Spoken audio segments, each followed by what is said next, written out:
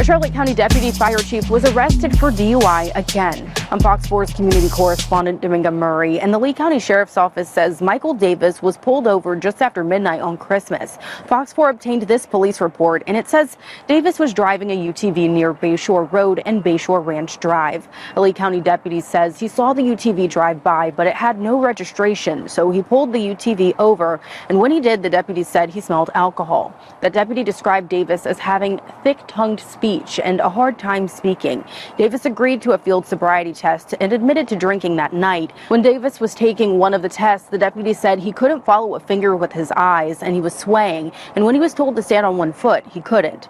Based on the tests, the deputy arrested Davis for DUI. Davis agreed to a breath test, but at the jail, he recanted, which was something he had done before. Fox 4 pulled Davis's prior criminal records. He was arrested for a DUI back in 2009, and in that police report, a Cape Coral officer said Davis was driving in the middle of Veterans Boulevard going 20 over. The officer asked for his license, but says Davis handed over his credit card instead. Davis entered no contest to that charge and pled down to reckless driving.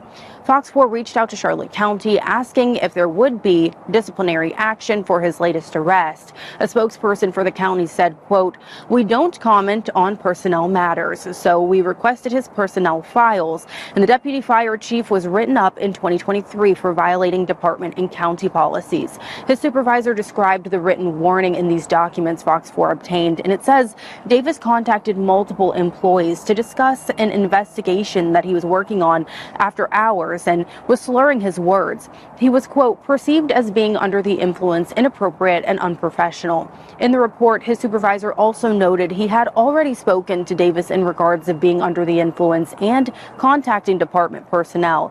He noted his most recent conversation was 2 months prior. We reached out to Davis directly and he did not respond. Davis is expected to be in court for his latest DUI charge on January 13th. Good morning. Welcome to the Bad Apple Report. It's 7:30 a.m. bright and early right here at home on the range. Thank you so much for being here today, folks. I really appreciate it. And how about that first guy there? He's got a drinking problem, I do think. I'm a legend. These next cops, they got a cooking problem. I'm a legend, all right?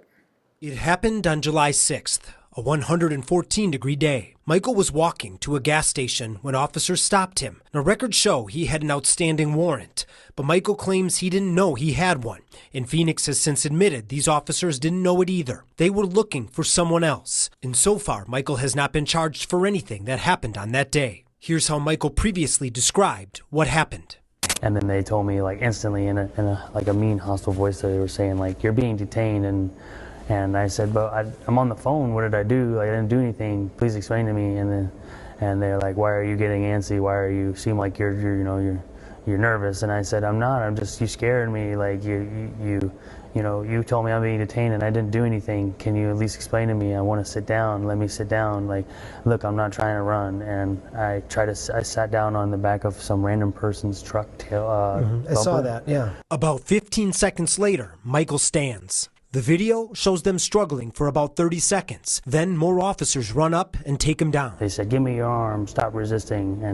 And I think that's when like 5 people were on me, and I'm just screaming for help. I'm scared. I'm thinking like this is like the moment when George Floyd was literally like. He told us he thought of George Floyd because they were kneeling on his back and neck, in addition to the pavement burning his body.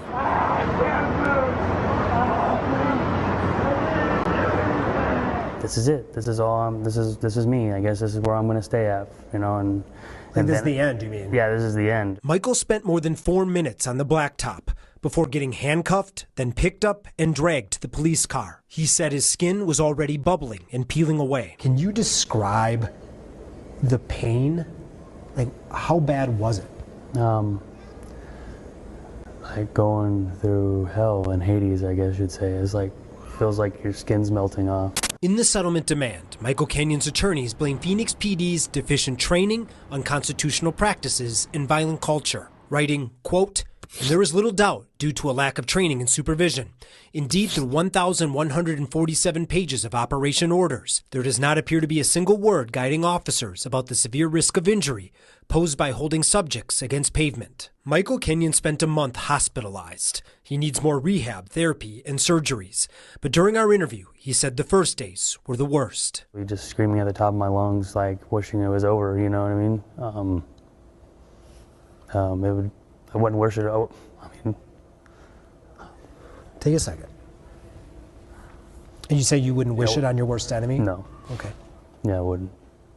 Now back to his $15,530,000 settlement demand. This is how his attorneys came up with the number. Michael is 30 years old. At an average life expectancy, he should live another 42 years. That is 15,330 days. We are confident that not a single one of you would choose to live in Michael's disfigured body and traumatized mind for $1,000 a day. And we are confident a jury would agree that this is a modest sum for what the Phoenix Police Department has cost to him. Phoenix is declining to comment on this settlement demand, but the city confirmed the case is still under criminal and internal investigation.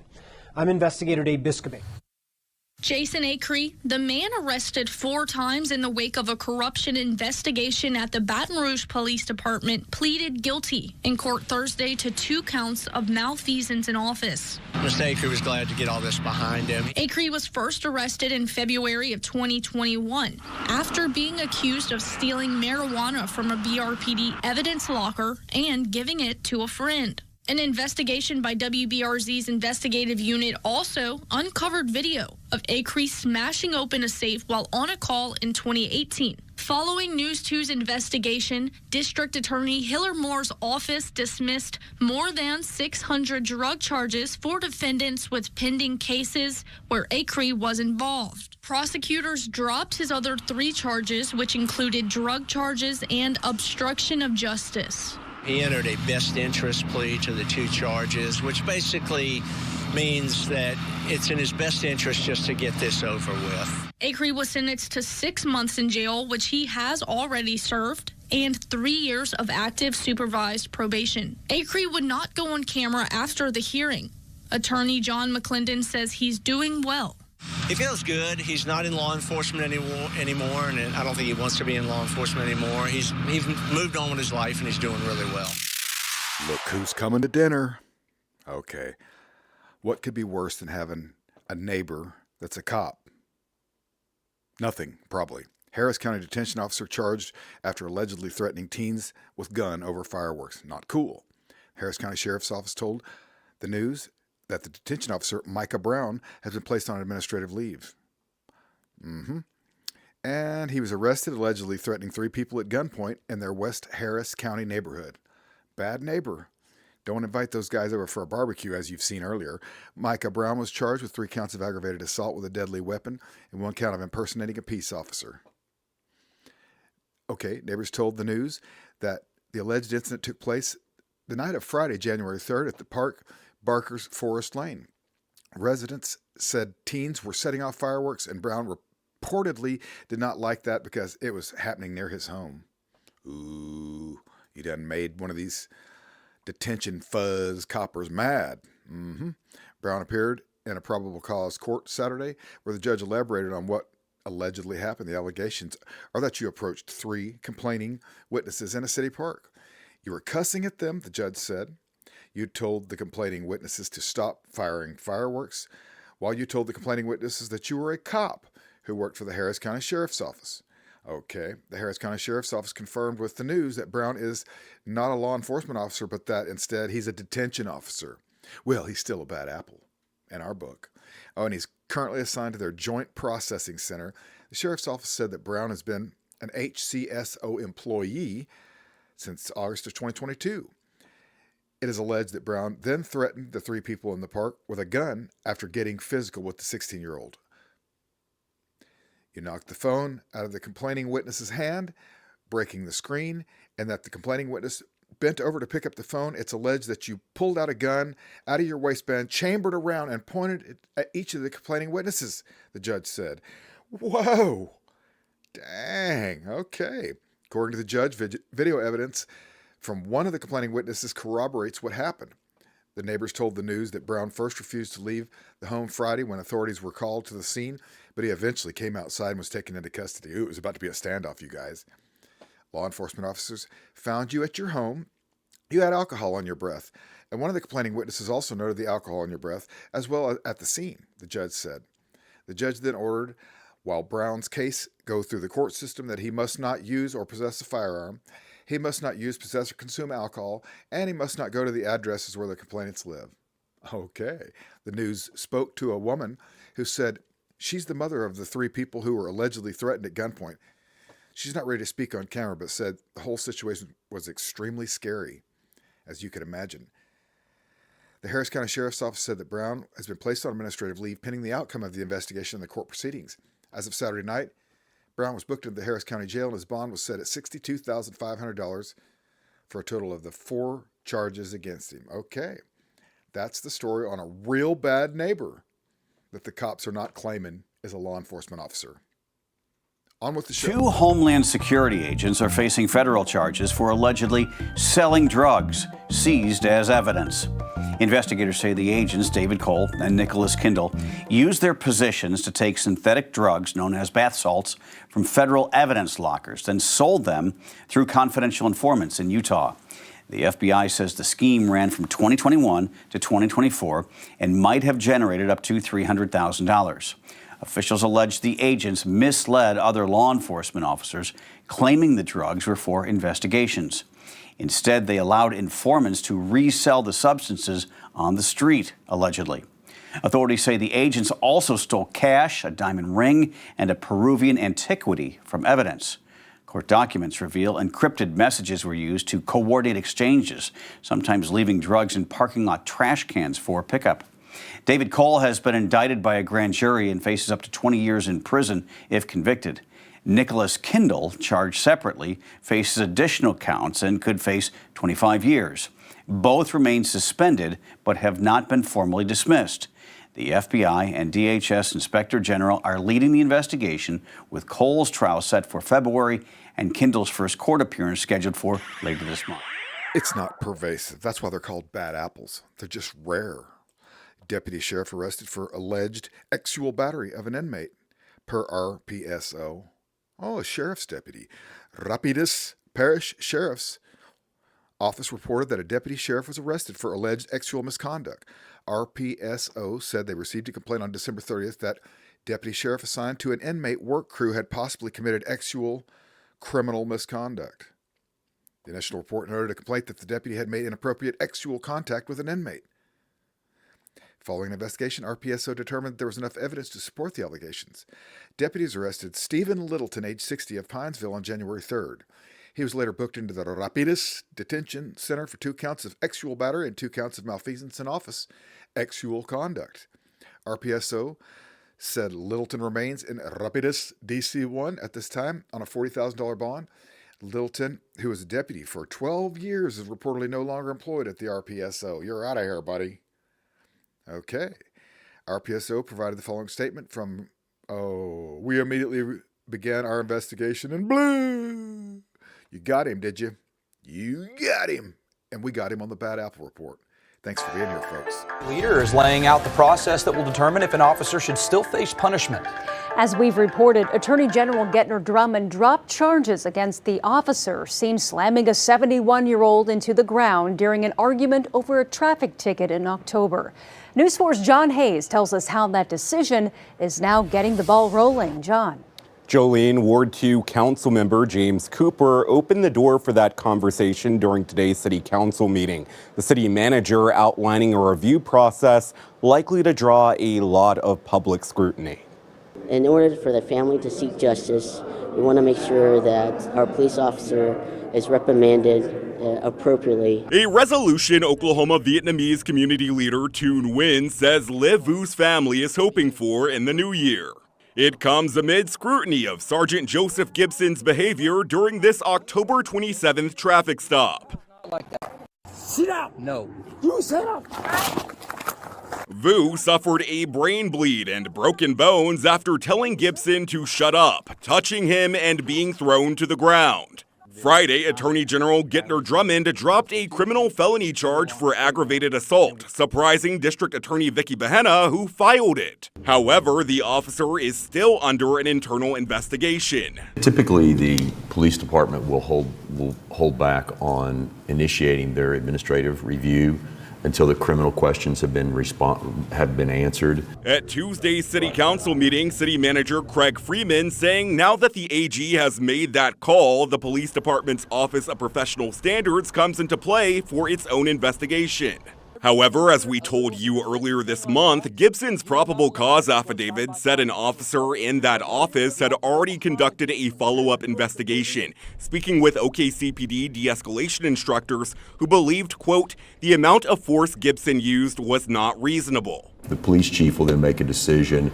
City manager's office ultimately has responsibility for any discipline or anything else that happens within the organization. This incident will also be reviewed with the Public Safety Community Advisory Board. While that board won't be a part of potential discipline, Freeman says they could make other recommendations. De-escalation, procedural changes, training changes, anything like that that's needed as a result of this. Under a contract with the local Fraternal Order of Police before allegations result in any kind of discipline. They are given due process rights in order to respond to those allegations prior to any decision being made. So what if the choice is made to discipline Gibson? The officer is granted also the potential to grieve that or challenge that through an arbitration process, and that's just provided in the contract. A decision would then be made by an outside third party. If we want to see accountability, that the powers that be make the right decisions that is just and fair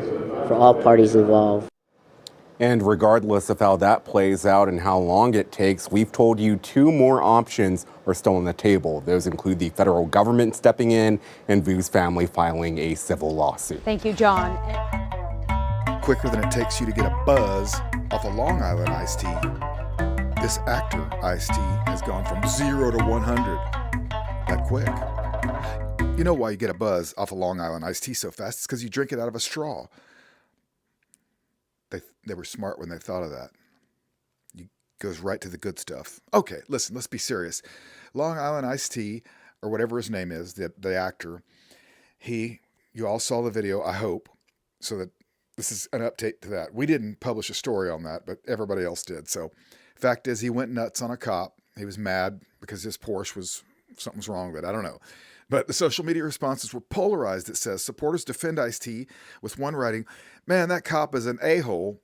Another one applauding his composure. Ice, I love the way you handled the situation. Uh-oh. Okay, so Long Island Ice-T's happy about that. Everybody's being on his side. A third said, boy, didn't know he was dealing with Captain Finn Tuchula. I don't know what that means. Oh, but as criticism grew, the 66-year-old became increasingly defensive and critics were less forgiving. Here we go. One user commented, rules apply to celebrities too. Just stay off the road until you get your cars registered. While another wrote, thinking you're a, you know what, Ice-T, and I usually don't take the cop's side that easily. Woo! Okay, acknowledging the backlash, Ice-T issued a blunt warning. Attention. The rules still apply to this page. Talk you know what and get blocked. Over 1 million that understand and thousands that didn't. Oh, you guys triggered Ice-T. All right, multimillionaire goofball got triggered. All right, what's going on there? I don't know whose side I'm on. I'm just having fun here, you guys. Give me a break. Minutes later, he proudly announced his first block of the year. First block biatch of the year. When one user suggested announcing that you block people isn't a flex, it just means you can't handle what people say. Yeah, that's why you're on the Bad Apple Report, Ice-T, you big knucklehead. Okay, second block biatch boy of 2025 is what he said to that. Ooh. Okay, we know what's going to happen here. He defended his actions in another post saying blah, blah, blah, and then Ice-T navigated both sides of the law and everything and all that stuff. Okay, that's really the whole story. Ice-T is triggered, and I don't know whose side we're on.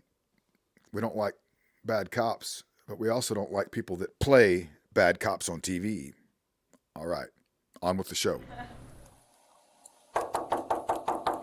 On a December day, Officer Paul Roy performs a routine well-being check on an elderly gentleman in Madawaska. Ma, I just got released from the hospital, right? They never took me. They sent me away. They didn't take you? No. They sent me home. Oh. Said I wasn't sick enough. Officer Roy finds out the man hasn't been able to cook for himself in a while or open bottles of Gatorade as suggested by the hospital to help with his dehydration. Our policy is that we have to review body camera videos randomly, and it's like 10 a month. So we just happened to pick that one, and so my sergeant calls me on Saturday morning. He says, "Did you know that Paul cooked eggs for this gentleman?" And I said, first thing I was like, "What?" Because that's not typically something that we do. Not typical for an officer to cook a meal for someone, but there Roy was, scrambling some eggs and buttering toast for a man who was hungry. Hey, there you go, man. I've always been one to really promote compassion in the community.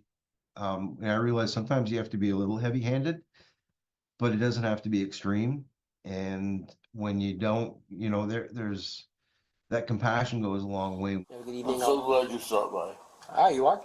Yes. Okay.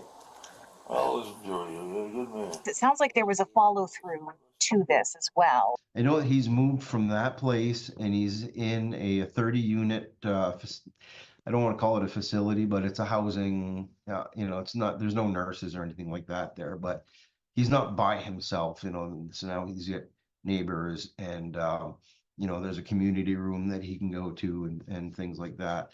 And I know that there's been some resources that have been put in place to help him out. I think he's getting Meals on Wheels now. So that's all good stuff. Hang in there, bud. Take it day by day. Call us if you need anything. So Officer Paul Roy did not want the recognition, which is why Chief Pelletier spoke on his behalf. He thought it important to show that, once again, a little compassion can change a lot for someone. He said he's very proud of his officers. Friends, we did it. We made it through another show. All right. The Bad Apple Report's done for the day. Thank you so much for not giving me too much of a hard time for misspelling Ice-T's name on the cover of the Bad Apple Report today. Listen, sometimes you just have to go with what rhymes. You guys are awesome. Thank you for being here. I'm going to whip up another batch of Bad Apples just for you, and we'll see you right back here tomorrow morning at 7:30 a.m. bright and early.